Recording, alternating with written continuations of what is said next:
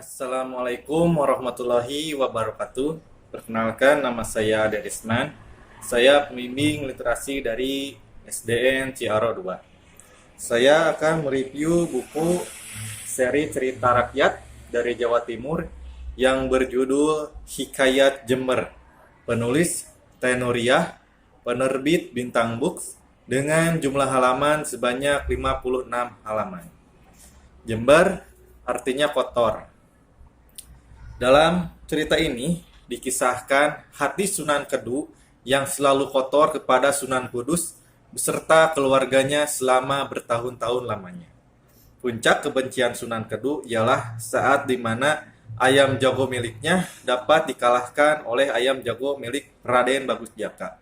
Raden Bagus Jaka adalah putra sulung dari Sunan Kudus.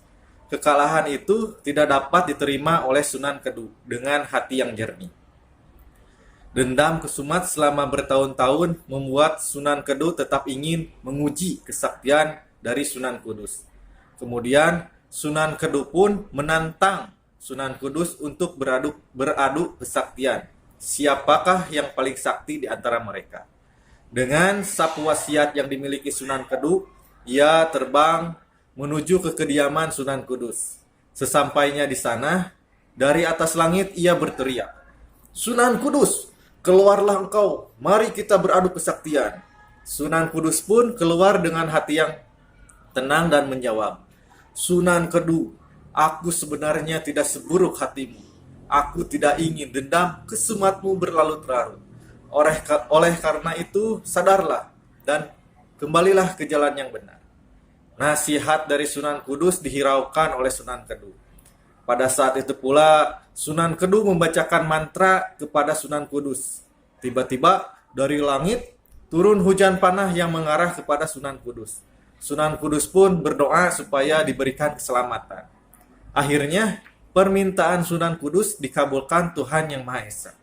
Panah tersebut berbalik arah dan mengenai Sunan Kedu, hingga akhirnya Sunan Kedu pun jatuh dan tewas. Atas perintah Sunan Kudus, mayat Sunan Kedu dimakamkan di Kampung Giprik. Sunan Kudus pun berkata kepada orang-orang yang mengantarkan jenazah sahabatnya itu, "Kedu tetap Jember kepadaku, tapi untuk mengingatkan peristiwa ini, kunamai kampung ini Jember." Nah, hikmah yang diambil dari cerita ini ialah bahwa yang salah itu pasti berubah menjadi dua cabang yang berlainan, yaitu menginsafi kesalahan atau dihancurkan sekaligus. Kebenaran selalu berada di atas kesalahan, bila si pembawanya saling menyadari. Nah, itulah kisah dari Hikayat Jember. Sekian dan terima kasih. Salam literasi. Wassalamualaikum warahmatullahi wabarakatuh.